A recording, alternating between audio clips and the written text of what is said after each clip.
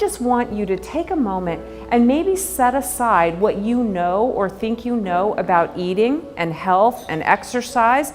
Just set that aside for just a few moments and see if you can begin to think about these things in a somewhat different way. If you're eating because you're sad, mad, glad, stressed, or bored, or because you're celebrating, or because you see food, or because there's free food, or because you paid for it, which is kind of funny, isn't it? If you paid for it, you have to eat it all, but if it's free, you have to eat it all. So if you're eating because you're sad, mad, glad, stressed, or bored, what do you feel like eating? See, this is when I like to throw a little 3-ounce piece of salmon on the grill. Not. I like to say that when guilt is no longer a factor, common sense prevails. It's part of normal eating to sometimes eat purely for pleasure or distraction or to keep grandma off your back, I'm just saying, right? You know?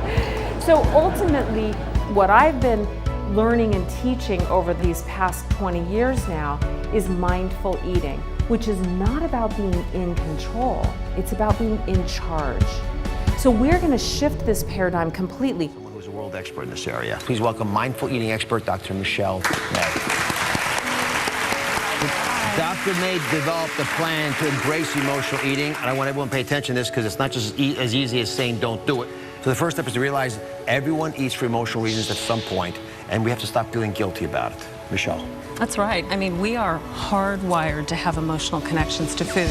I think so many people, myself included at one point, we say, oh, I love food. I love food too much to be good. But the truth is that if we love something, we need to act like it. The purpose of eating is to live a full, vibrant life, that life you've always craved. I mean, she's incredibly professional. She has tons of information. She hits on really, really important points that most people need to hear. She put them in a way that it made me think, oh, that's so cool. That's right. This ability to respond is the difference between continuing old, well-worn paths and beginning to choose new behaviors. With the mindful eating, you're paying attention to actually what's happening in the moment, which is what we need. I want people to leave thinking, I've never thought about food that way before. I never realized that eating could be that kind of an experience.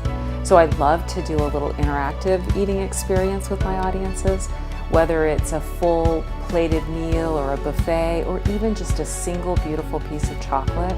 I'd love for people to actually experience mindful eating right there. We eat so that we have the energy to do the work that we want to do, the work that we're uniquely skilled to do, to be in relationship with other people, to have fun, to move our bodies.